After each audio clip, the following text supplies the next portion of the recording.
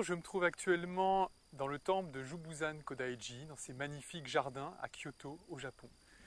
Et je profite de ces quelques minutes passées au calme dans les jardins ce matin pour réfléchir avec vous sur les causes de la souffrance humaine.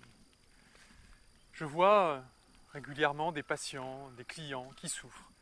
Et j'ai constaté que dans nos sociétés occidentales, il y avait comme un sentiment de fatigue, d'épuisement. Moi-même, en arrivant au Japon, je me sentais fatigué, vidé. Je n'avais plus d'énergie. Et j'ai essayé de comprendre d'où ça venait. Et en réfléchissant cette nuit, je me suis aperçu en fait que ça venait de deux choses. Une première émotion qui est la peur.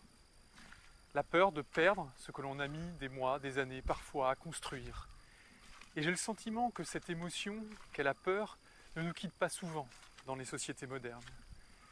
Et puis également la colère contre les personnes qui nous empêchent ou que l'on croit qui nous empêchent d'atteindre nos objectifs, de conserver ce que nous avons mis tant de mois ou tant d'années à construire.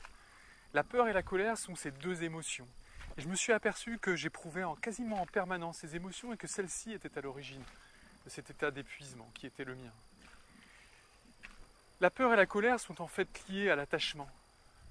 L'attachement à ce que nous sommes, l'attachement à ce que nous possédons.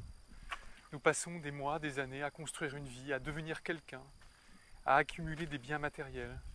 Et nous avons tellement peur de les perdre, ces biens matériels. Nous avons tellement peur de ne plus être ce que nous avons mis des mois, des années à devenir, que nous éprouvons en permanence ces émotions. Alors, quelle solution nous pouvons proposer à cela ? Comment alléger ou adoucir cette souffrance ? Eh bien, peut-être en rompant cette relation d'attachement et en acceptant que le monde est transformation, que le monde est changement, que ce que nous avons possédé à un moment donné de notre histoire, nous ne le possédons plus, que ce que nous avons été à un moment de notre histoire, nous ne le sommes plus.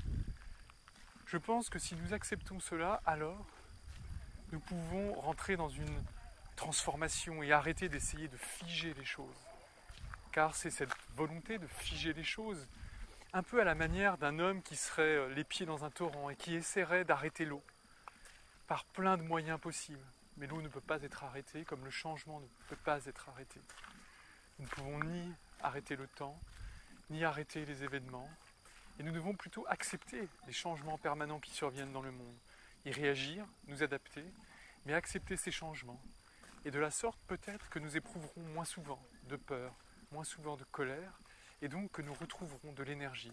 En tout cas, c'est ce que je vais essayer de m'employer à faire à l'avenir, par rapport à ces réflexions qui m'ont aidé, je pense, à me développer personnellement, et j'espère qu'ils vous aideront à alléger vos souffrances et à vous améliorer dans votre quotidien.